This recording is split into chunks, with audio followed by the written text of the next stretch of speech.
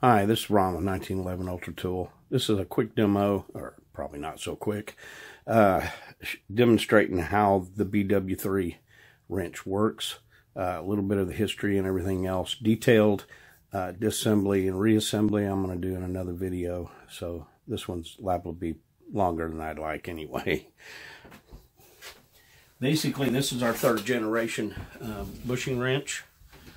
I'll get into that in a moment. It's for those that are impatient, just want to see it work. Basically, it uses a barrel rod. The barrel rod goes into the barrel, has a plunger and a spanner peg. Basically, the plunger depresses the spring plug and the spanner peg turns it. It fully captures the spring plug coming out and allows you good control putting it back in. And that's its basic use. Its features are that it doesn't in any way contact the face of the plug. It actually cradles the plug just at the lip in the same position that the bushing does. Its contact and what it uses to turn the bushing is on the underside here only. So nothing on the outside at all is touched. You got full visibility as it's being turned where the peg is at and what you're doing. It has a stop in it that allows it to be pre-aligned at the exact point, so that all you have to do is come back after gauging the plunger into the spring. Just come back till it can't go any further. Push down, you're there. Same thing for releasing. So there's no scraping of the spring plug, so it helps protect checkered plugs like this. Also prevents wear on open-ended plugs. This tool is basically the same tool as the BW2. The differences that are here is, well, first of all, the BW2, we stopped producing it August last year, 2018. This is now January 2019. And the reason we stopped producing it was because of this insert. The molds, and we do all our own injection, just flat wore out. And because they wore out, there was way too much flash. There were some inconsistencies in the mold itself. There was things that just needed to be correct and weren't. So we stopped producing it. Now the problem with that is those molds take a machinist and a machine tying both up for at least a week to work out. And the reason why is because each change that we make, or anything that we do, and we did make some changes in this, and we knew they needed to be, have to do with basically cutting a mold, doing testing on it with injection, which takes quite a while, and then making any tweaks or changes that need to be done. Once we fully tested it and we know that it's working properly, then we'll consider it good. But until then, we don't. One of the things that we had to deal with was, this is Delrin plastic. Delrin, it's sensitive to how thick it can get at times. And we had in the BW2, there was some shrinkage in this area. And it's because this area was really too thick. We solved that, of course, with this cutout. It wasn't to save plastic, it was to control shrinkage. But in the same respect, that shrinkage also affects tolerances. And while they weren't badly off, they were off enough we felt like that if we're making new molds, we want to fix it. So some of the tolerances were tweaked to be able to compensate more for the shrinkage. The original molds didn't do as well as we would like. But it made it where we could produce them again and start making the wrench once more. Now, we also made some changes on the inside of the handle, and they're minor, but they had to do with tightening some things up and making it a little more solid. We also switched and stopped using altogether the plastic peg and started using only a brass peg. And that was actually suggested by several gunsmiths who used this on a continuous basis. And it did occur that at times the plastic pegs would start to wear out. So metal peg was the answer. So we only do the metal peg now. This wrench has a small Allen wrench on the inside, and what it's for is for this screw. This is actually the plunger stop screw and can be adjusted. Now it's preset from us. There is really probably no reason that you'll ever have called to change it, but in the event that you do, we included the wrench in the handle because it's kind of an oddball size and might have difficulty finding it. And at 14 cents, we don't think that's too expensive to include. But that's it in a nutshell. The other thing that most people would be concerned about is how strong is this tool really is. From all appearances, I would think that some people would think that maybe it's not that tough, but we're going to demonstrate that here in a minute. But I want to assure if there's any 1911 huggers out there that no 1911s were harmed in this demonstration. In fact, this is a fire burned. If you've seen any of my old videos, there was a 1911 that I got from a friend when his house burned down. And it basically, I mean, was hot. You can see some of the scaling and everything else on here still. Now, I put it back together, hammered it back into shape, and it's basically functional. I've never fired a round through it, wouldn't dare. I just don't have the guts for that because the barrel inside is pitted pretty bad. But for testing purposes, it's perfect for this because I don't have to worry about that if I slip or do something, then I'm going to tear something up.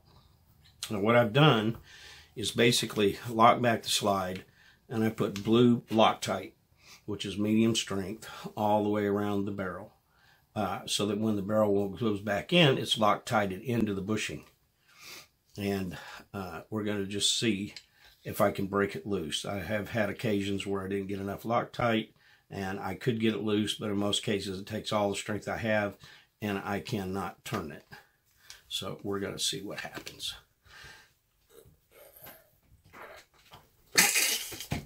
Well, I think I got enough Loctite on it.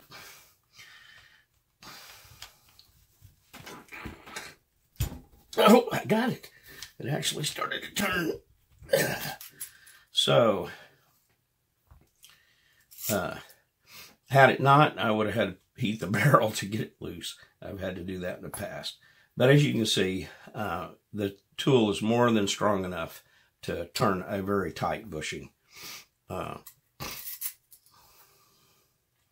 Let's just put it back.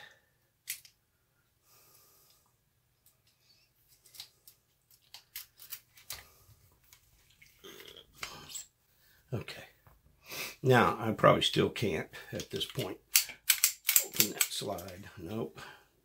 So we're going to work it loose just so we get it out. I'm going to try. If I pull back on it enough while I'm working it, typically, there we go. And you can see now it's loose again. Oh, Loctite's flaking off.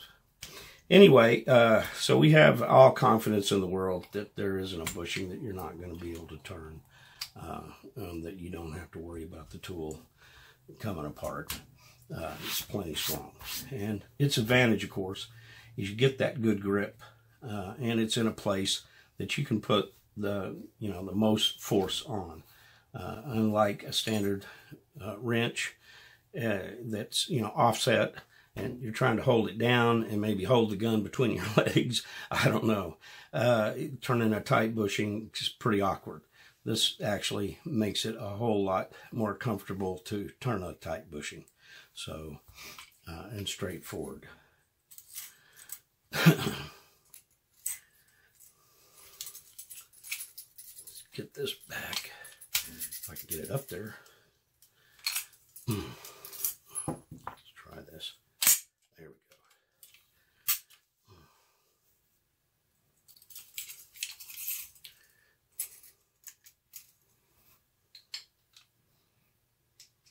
go. I'm just wasting your time. Okay. Of course, this tool has limitations. And those limitations are, say on a Springfield, any barrel bushing wrench would have this limitation. If you get a Springfield and you've got the standard stock two-piece guide rod, you will always have to remove the front half of the guide rod to turn the bushing. It will never go down past. It was designed to be flush, and it's an appearance thing as far as I'm concerned. This Springfield MIL specs actually the sister to that handgun. I had this handgun working on this barrel bushing wrench when the fire happened. So I ended up buying both of them off of him after the fire. But this one never got touched by the fire. I put in any of these that have the two-piece guide rod, and I've recommended several customers.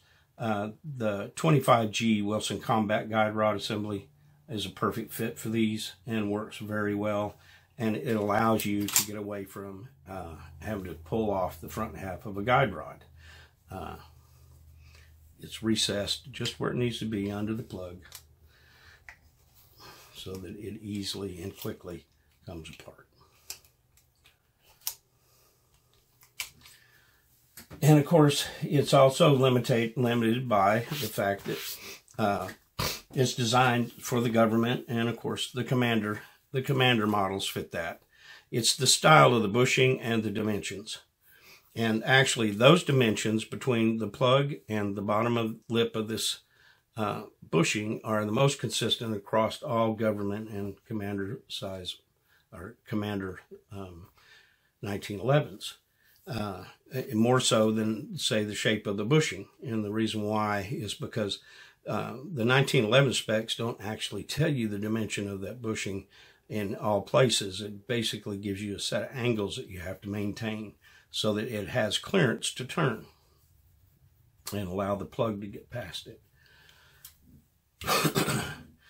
So obviously, like on this wrench here, this accommodates the officer, which is actually the 1911 officer Colt designed. And there's not many of them out there, but for someone that does have one and thinks they're going to use this wrench on it, it's not going to work.